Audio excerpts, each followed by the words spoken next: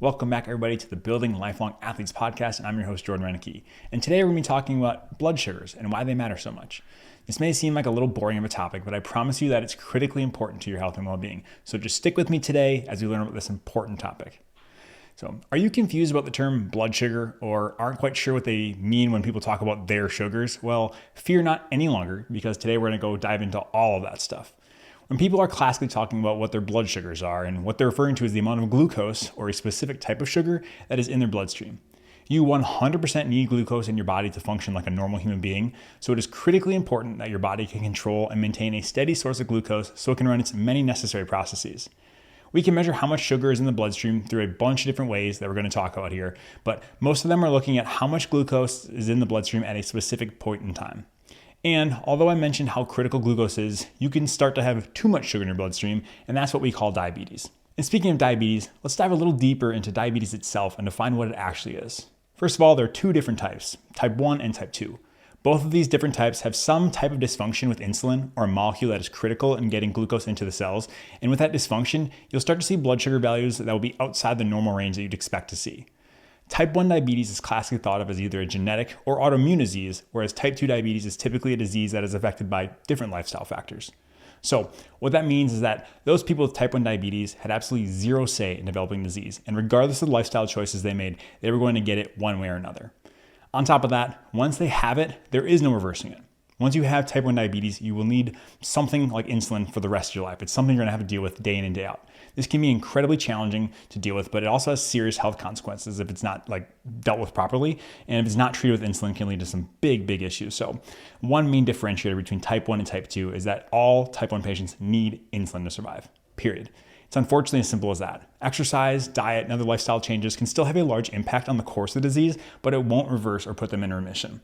On the other hand, type 2 diabetes is typically avoidable and is thought of as a lifestyle disease, meaning that certain factors in someone's lifestyle, like their diet, exercise, and sleep, all may be playing a role in developing the disease. Type 2 is a problem with how your body responds to insulin. You typically can still make insulin, but with type 2 diabetes, your body gets into something called insulin resistance, which means that your body isn't as responsive to insulin as it used to be. This leads to less sugar getting into the cells with each insulin molecule, so the body's response is to make even more insulin, and then this starts a vicious cycle of making more insulin in response to poor response to insulin, and just a vicious cycle. And with this insulin resistance comes elevated blood glucose levels, and thus all the complications we typically see from diabetes. Okay, so now that I know what diabetes is, you may be wondering why I even care about it or why I'm talking about it. Well, I'd be willing to bet you a ton of money that you know someone who has type 2 diabetes. And if you don't, you just probably haven't talked to anybody because it's so prevalent in our society today. In fact, in 2015, it was estimated that in the world, 415 million people had some type of diabetes, with 90% of them having type 2 diabetes. On top of that, another 318 million have a preclinical state of impaired glucose. So overall, 700 million people have issues with their blood sugars. 700 million. That number is insane. And on top of that, it's estimated that the global cost of diabetes is about 800 billion with a B in healthcare expenditures. So even if you don't care at all about the physical problems, which you should, there's still tons of people all over the world who care about it because it truly is causing a financial and healthcare burden on the entire planet. On top of the financial issues, there are tons and tons of very well-studied physical issues that are seen as well. Patients with diabetes have an increased risk of what we call macrovascular complications, meaning issues with the larger blood vessels, and things like coronary heart disease, ischemic strokes, deaths related to vascular disease, and all-cause mortality. On top of that, they also can suffer microvascular complications or issues with these smaller blood vessels that can lead to things like diabetic retinopathy and blindness, diabetic nephropathy or kidney disease, diabetic neuropathy or damage to your nerves, and things like erectile dysfunction. Pretty much every blood vessel in your body will be affected by diabetes, and there isn't a body system that's spared from any of its effects. I don't mean to get you worried or worked up, but once again, this is one of the most important things we can manage to help keep us healthy for the long run. Okay, so how do you diagnose diabetes? Well, there are multiple ways to diagnose this, but all of them require some sort of lab work. The main ways are looking at either a random or fasting glucose level, getting your hemoglobin A1C checked, or performing an oral glucose tolerance test. First, let's talk about fasting and random glucose levels. For a fasting glucose level, it's exactly what it sounds like. For this test, we'd have you check your glucose levels after an overnight fast. And if the lab value is greater than 126 milligrams per deciliter, then that would typically make the diagnosis of diabetes. This is cheap and simple, but it does rely on the fact that the patient doesn't eat it all before the test, because it's definitely possible for someone to have a blood glucose greater than 126 if they just ate something and still not have diabetes. So for a random glucose, this just means that we randomly check your glucose and you don't have to be fasting. So this is commonly seen when we order other labs that include a glucose value, and then you might see an elevated number that would kind of get us worried that the patient might have diabetes. Specifically, if you have a random glucose above 200, then you can technically make the diagnosis, but realistically, you'll probably get some sort of confirmatory lab just to make sure, unless it's just an absurdly high number. We typically use 200 because few metabolically healthy individuals would have a glucose value over 200 even after eating anything, and so it gives us a quick and dirty way to potentially find diabetes in patients who are, we weren't even screening for. Next, let's talk about hemoglobin A1C, which is a test that measures the concentration of glycosylated hemoglobin or hemoglobin molecules with sugar attached to it in the bloodstream. Essentially, they just want to see how much sugar is stuck on hemoglobin, which is a component of the red blood cells in your body. A value of 6.5% or greater will give you the diagnosis of diabetes. And the higher the number, the more poorly controlled the diabetes has, and you can infer that there was a higher concentration of sugar throughout the life of that red blood cell, which is about 90 days or so. So essentially what we're looking at for this test is how much sugar sticks to the hemoglobin on the red blood cells during its lifespan of about 90 days. This then also brings up one of the weaknesses of the A1C value, because if the red blood cells are, living longer, then naturally we'll have more sugar stuck on it over its lifespan, leading to an artificially higher A1C. On the other hand, if the red blood cells have a shorter lifespan due to things like anemia, then the A1C will be artificially low because there is not as much time for the glucose to get glycosylated on the hemoglobin. So because of the relationship to the red blood cells, we typically don't repeat this lab any more frequently than about 3 months to allow for the theoretical complete overturn of all the living red blood cells. That kind of gives us a better look at things. However, despite these possibilities and issues, the A1C is probably the most commonly used diabetic test in the office because it's so easy, quick, and cheap.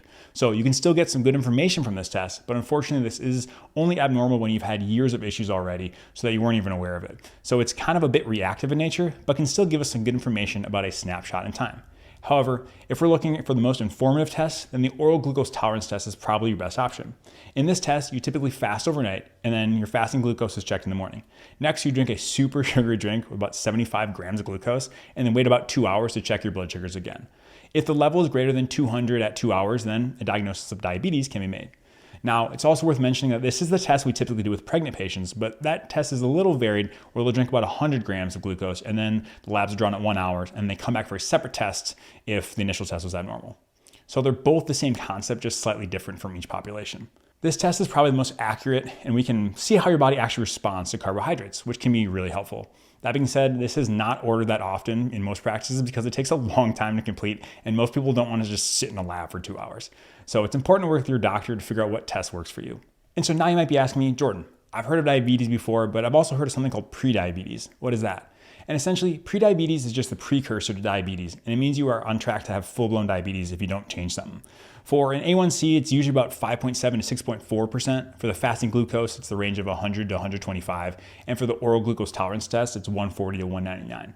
However, it still means that your sugar processing mechanisms aren't functioning properly. So I usually diagnose this as a kind of a come to Jesus moment to let patients know that if you don't change something, we're heading down the wrong path. In my clinical practice, I pretty much treat prediabetes as diabetes, as I don't think there's really much difference between the two. In fact, the delineation of diabetes itself comes from studies and research, and it makes zero clinical difference to me if you have an A1C of 6.4 or 6.5. Regardless of those numbers, what it's telling me is that your body's not processing glucose appropriately, and we need to do something to fix that. So I want to attack prediabetes aggressively to prevent future problems.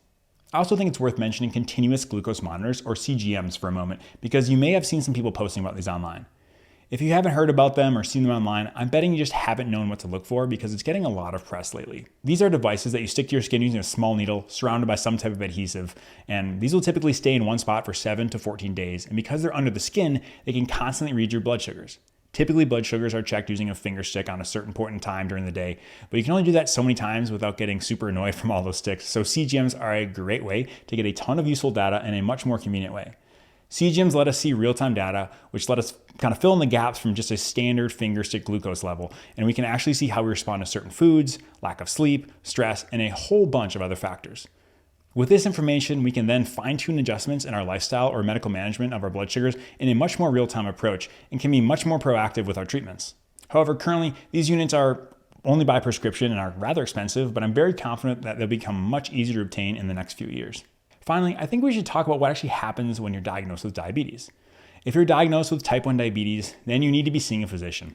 End of story. I'm sorry.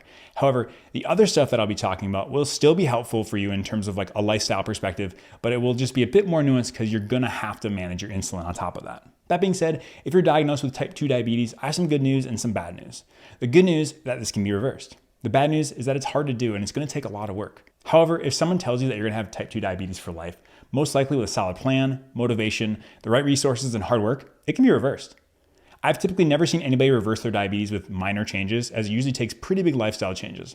That doesn't mean it's not possible with multiple small changes over time, but usually the cases I've seen are where people drastically change their diet or they start exercising and lose a bunch of weight. However, I don't want to make it sound like you should just give up if you don't think you can do that. I just want to help encourage you that we can use this as an opportunity of this diagnosis of diabetes to kind of kickstart and help reverse the ship and implement some healthy lifestyle habit changes. There's really no groundbreaking tips or tricks, but rather if you follow the steps we've talked about before in previous podcasts, then gradually you should start seeing a change. However, you don't have to do this alone, and sometimes taking a medication can help get things under control in the short term. There are tons of medications that have been developed, and fortunately, a lot of these medications are really safe and really effective. In fact, some of the newer medications actually may help with weight loss in addition to helping blood sugars levels, so there's some really exciting options out there. Also, unlike patients with type 1 diabetes, insulin isn't necessary, although there are plenty of folks with type 2 diabetes who do use insulin because they are so profoundly insulin resistant. However, patients can still come off of insulin as well, as long as they have some beta cells in the pancreas that can still make insulin. My goal as a physician is to try to use medication judiciously, and it's always my intent to try to get off medications for my patients if they want to, but sometimes that isn't feasible. Maybe you're trying your best, but it's just not working, or you have a super stressful time in your life and you're going through a lot. You aren't a failure if you use medication. I would much rather have you use medications to help control things rather than have you be uncontrolled but doing it the natural way. And maybe it'll just be a temporary situation, we don't know. But we know that the longer sugars aren't controlled, the more long-term consequences we tend to see. So just be honest with yourself. If there is no way you can make enough lifestyle changes at this point in your life, then maybe it's time to start a medication, then work to wean off that if you want to later down the line. Regardless, I want to work with my patients in a team-like environment, and I hope you can do the same with your physician to help figure out the best path for you. Now, I know that some of you are thinking, and it's probably along the lines of, Jordan, you're really bumming me out here, man. Do you have any good news for me? And the answer is yes. Yes, I actually do. When we talk about diabetes, if it's preventable, that's 100% a good news answer. The good news is that yes, this can be prevented. There are some studies showing that there is a potential genetic component to this, but it's definitely not a given that you're going to get diabetes even if your family members did. But there does seem to be some sort of genetic component there. However, how much of that risk is genetic versus environmental? Who knows? And honestly, it doesn't matter because it pretty much comes down to lifestyle management for prevention.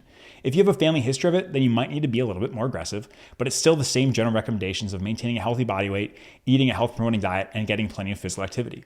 So pretty much, if you follow the template I try to talk about, then we should be preventing diabetes already. So finally, there's some good news for you. Okay, that's probably enough sweet talk for the day. Get it? Sweet talk? Like sugar? Okay, well, moving on. If you're sticking with me even after that horrible pun, I just want to say thanks.